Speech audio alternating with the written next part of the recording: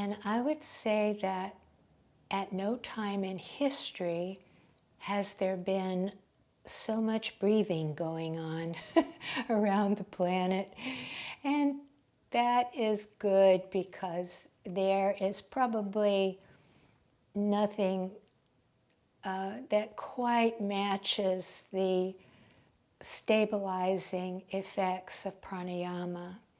Pranayama has a very broad scope. It involves rhythms, it involves holding the breath in and out.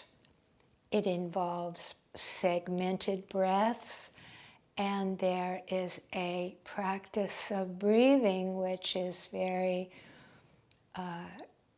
much beamed in on different aspects of the physical self, such as if you have a bad knee, you can breathe in certain ways for your knees using your conscious awareness and what we call the breath current.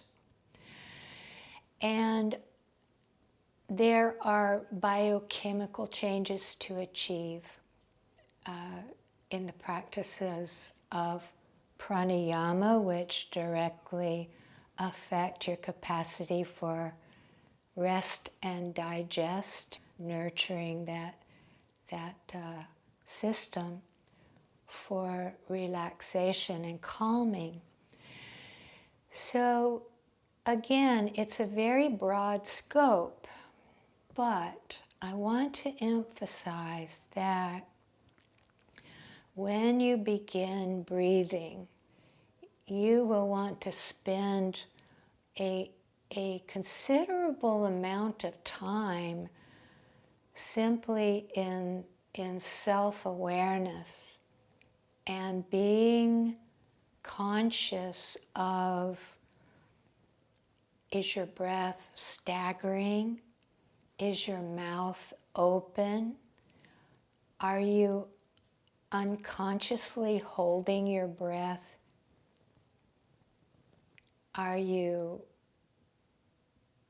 breathing in and out of your nose?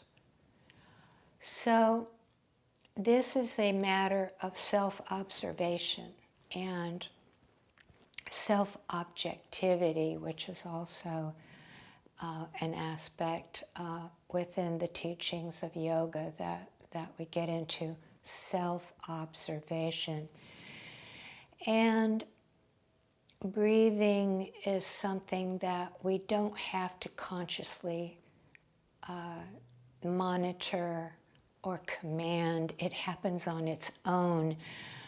To breathe without awareness, though, you may move into the unhealthful patterns of breathing, like holding your breath in.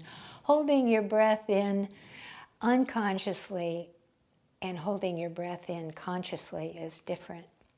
So I want you to think more in terms of my breath. Don't think in terms of I have to achieve this particular pranayama technique, but move more into the awareness of my breath, not my breath, your breath, and observe and check in as often as you can. And simply being aware that, and saying to yourself, I am breathing, I am breathing. The breath is good medicine, so to speak. And there are physicians and health providers that remind us of this. And so many of our negative health conditions, mentally and physically, of the day are tied in with insufficient breathing patterns, So a practice of conscious breathing will be very helpful, will be very healthful. As the heart, again, is the natural home of prana, we can focus on the heart center itself in our conscious connected breathing, and we can also focus very importantly on the Manipura chakra, the solar plexus, the navel point center.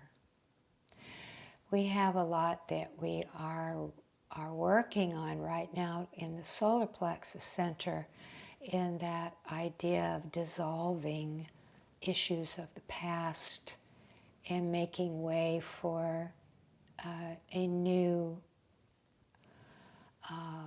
structure of, I don't know if we want to, if I could say it's the DNA that is restructuring. So these atomic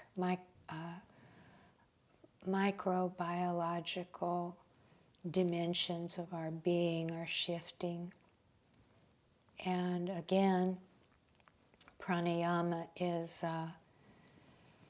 very much tied into the biochemistry and behavior. Behavior is also affected by the nervous system. And as you know, your heart has a ticker. It's an electrical charge that whereby the heart keeps beating, and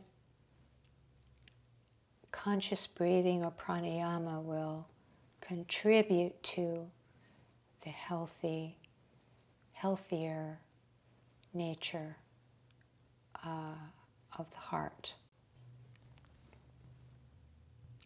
Now, after going within, going a little bit beneath the surface, the superficial breathing, which is the automatic that keeps us alive.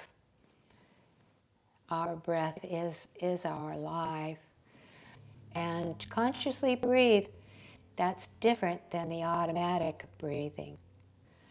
And the yogis practice to confront the automatics in many ways, physically and mentally. So just to go a little bit beneath the surface, you would arrive at simply being aware of my breath and what it's doing. And then I would recommend that you move into learning how to breathe in and out of your nose and connecting with your heart center. And we can consciously connect with the heart center now, because the heart chakra is stirring and opening more in our human evolution. Maybe it doesn't look like that on the outside, but it is indeed a part of the evolutionary transition that we're in, coming more into our heart center and resolving the issues of the solar center, the Manipura, which is about personal power and negotiating our personal power, our self-esteem, our confidence, our sense of who we are as individuals, and our life journey. So it is important to breathe on behalf of both of those centers right now. The solar plexus center is like if you take this hand position and you put your fingers right around the belly button, that's pretty much where the Manipura is. And it's like within the storm wall of the cyclone that revolves around the solar plexus center. And that is the I am, the identity I am of your individual psyche and all that you know about yourself and what other people know about you or think they know about you. But there's another I am here and here. And first we have to, which our work is not as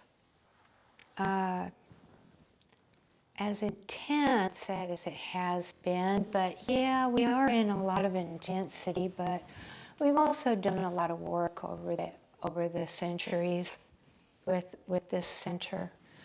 So when we breathe, we want to learn to breathe in and out of the nose and connect energetically with this center, with the heart. And for many people, it's easier to connect with the heart because the heart is, again, the natural home of prana. It's easier than to wedge that breath current into the belly, into the core center. And the visceral feeling is what connects the mind and the body. And the prana, the current of prana can be very visceral. And of course we have many visceral, deep-seated, instinctual experiences of the emotions and intuitive experiences of the mind. So let's move into a simple practice, and I call it simple, but sometimes it is difficult for people because the mind is so off the chain. It's like a team of wild horses running in lots of different directions, and it's registering in a much different way than the emotions are. So we're aspiring for integration, and it's deep visceral experiences within that bring the bridges for the mind and the body connection. And another thing I will insert here is do, it's not absolutely necessary, but I feel like it helps to disengage from the external, so you can have an inward sense of what's going on. So we will want to begin our formal practices by closing the eyes. And if you haven't practiced this yet, you can just simply do that. Close your eyes. And if you don't have nasal blockages, in which case you may have to learn to work with the breath through rounded mouth until you get your sinus issues worked out. You can breathe in what is called the beak mouth.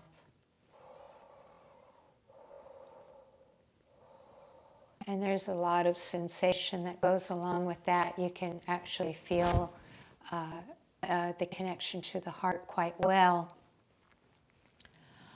But blocking out with the eyes closed. And there is so much going on, and I'll get into these subtleties much more as we go forward. But again, if you haven't done this, something that will benefit you greatly as a beginner would be just to close your eyes and locate the movement of your breath in and out of your nose.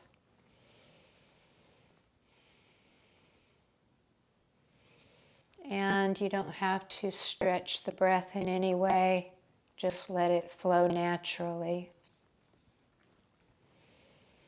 If you're in the beak breath,